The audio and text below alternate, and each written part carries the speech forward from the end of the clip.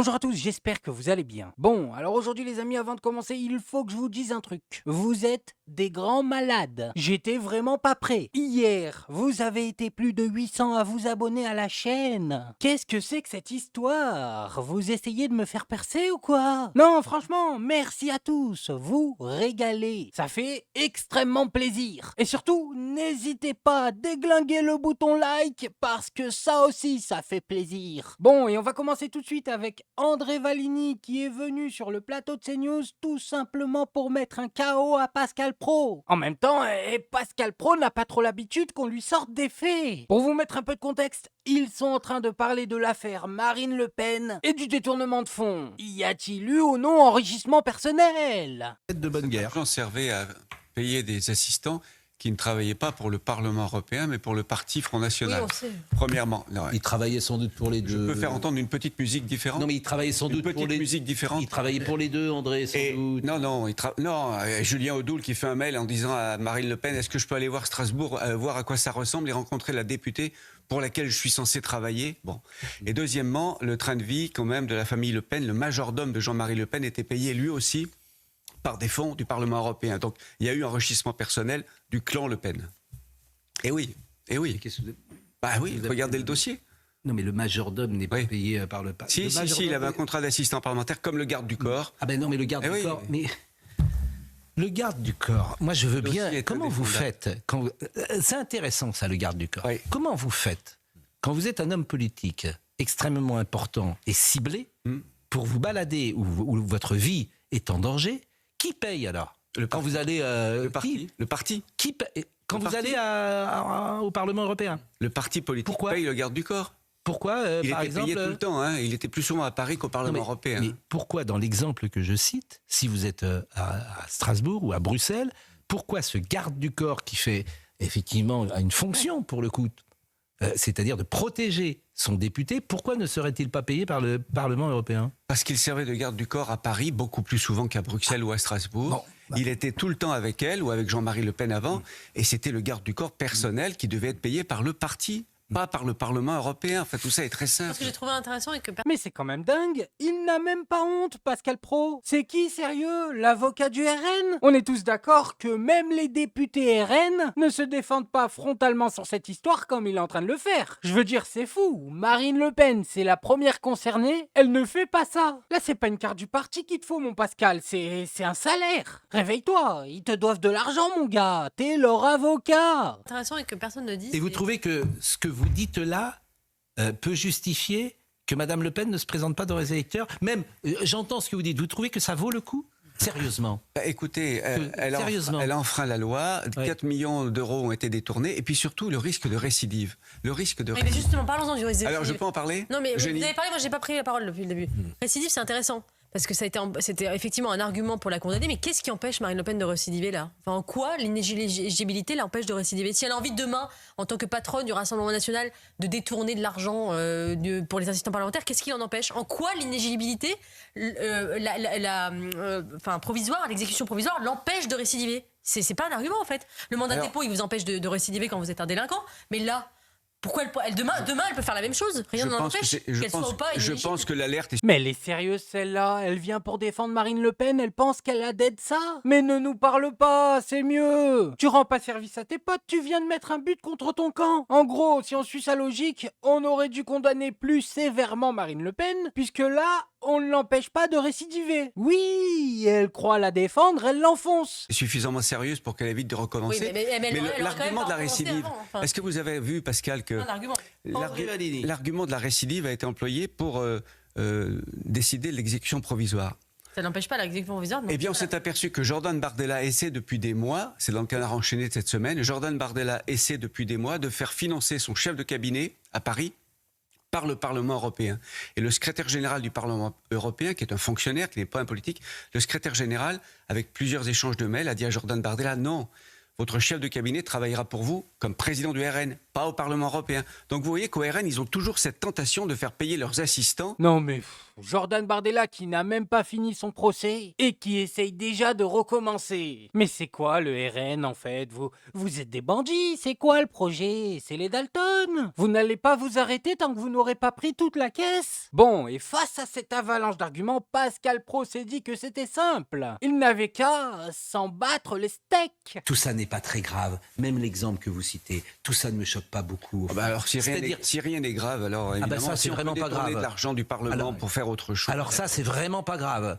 Je vous assure, c'est vraiment pas grave que la vie politique soit payée ou financée, dans l'exemple que vous donnez, par le parti, parce qu'il travaille plus ou moins. Évidemment, c'est un ensemble de choses. Tout ça me paraît pas très grave. Bah, vous savez, il y a quelqu'un qui a Il y a été des choses condamné. vraiment qui sont beaucoup plus graves dans notre Il y a un société. Bah quand même, elle a pris plus de 4 millions et il me dit il y a des choses plus graves dans notre société. À ce moment-là, on fait quoi? On met plus personne en prison en fait. Bah oui, il y a des choses plus graves dans la société. Et si vous vous demandez de quoi il parle quand il dit des choses plus graves, bah je le sais. Et oui, moi je le sais de quoi il parle. Et il y a pas que moi qui le sais. Il y a aussi Daniel Conversano, écoutez-le. Le vrai problème du pays, c'est extrêmement touchant. C'est insupportable de voir ça. Si tu as un peu de pouvoir dans le gouvernement, que ferais-tu immédiatement? Arrêter l'immigration non blanche, noire et maghrébine, c'est une évidence. Qui peut dire le contraire? Comment on peut voir plus de 120 QI et vouloir des noirs et des arabes dans ce pays? C'est juste impossible. Enfin, soyons sérieux. Non mais les amis, est-ce que vous aviez déjà vu quelqu'un pleurer de racisme? Eh oui, ça existe!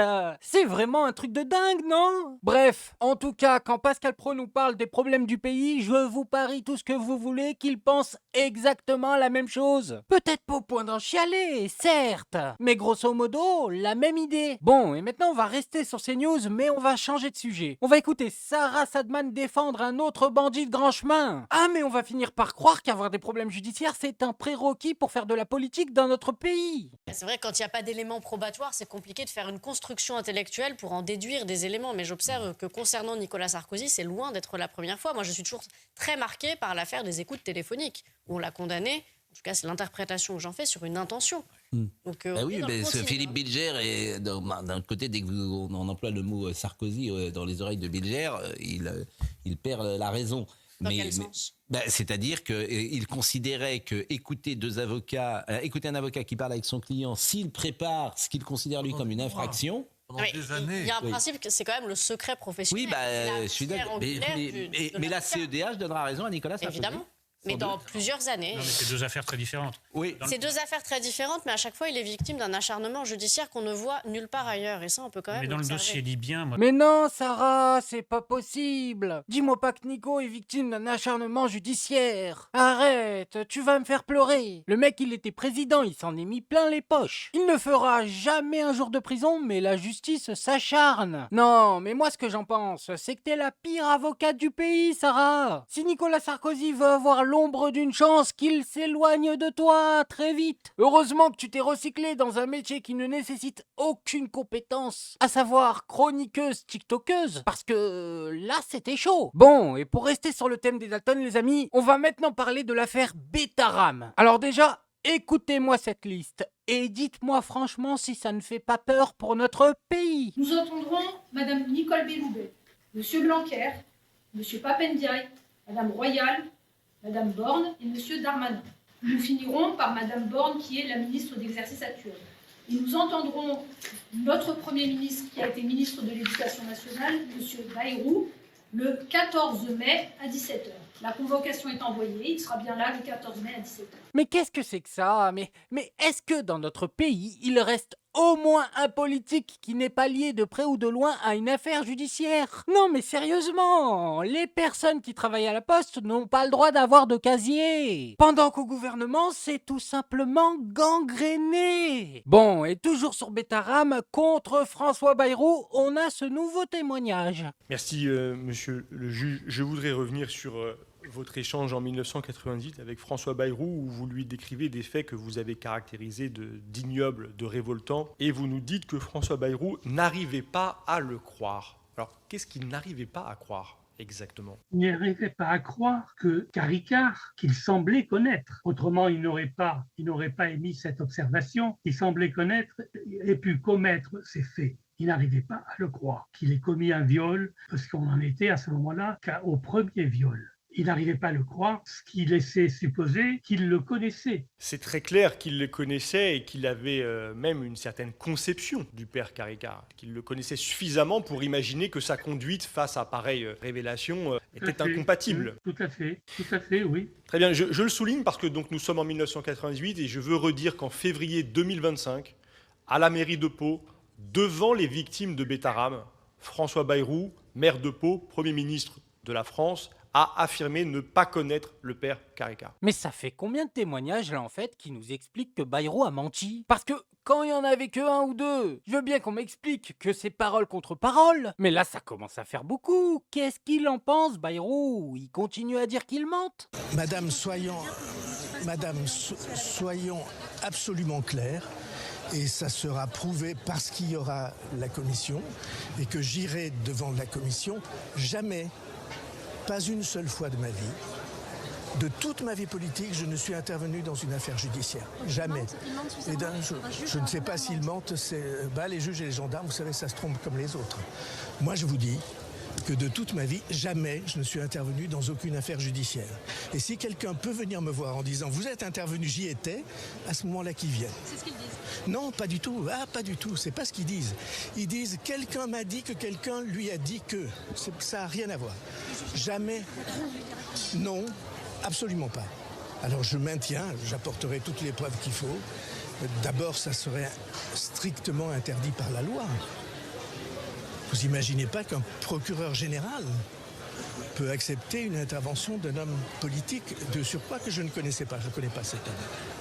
Et donc, ceci n'est pas la vérité, et le contraire de la vérité. Alors, il y a peut-être des gens de bonne foi, des gens qui ne savent plus ce qu'ils avaient à cette époque, mais tout sera prouvé. Ah ok, donc le procureur, les gendarmes, le juge, les parents, les victimes, tout le monde ment. Dans cette affaire, il n'y en a pas un qui dit la vérité, à part François Bayrou de Secours, bien sûr. Eh oui, lui, vous pouvez lui faire confiance. Arrête, François, ils sont 50 à dire que ça s'est passé comme ça. Toi, t'es tout seul à tenir ta version. C'est évident que c'est toi qui mens, arrête les dégâts, tu te fais du mal. Bon, bref, moi je voulais juste vous montrer ça. Maintenant, faites-vous votre avis tout seul. Faites attention à vous, faites attention à ce que vous regardez. Likez, abonnez-vous. Et oubliez pas, le petit com qui fait plaisir. Et on n'oublie pas le petit com qui fait plaisir.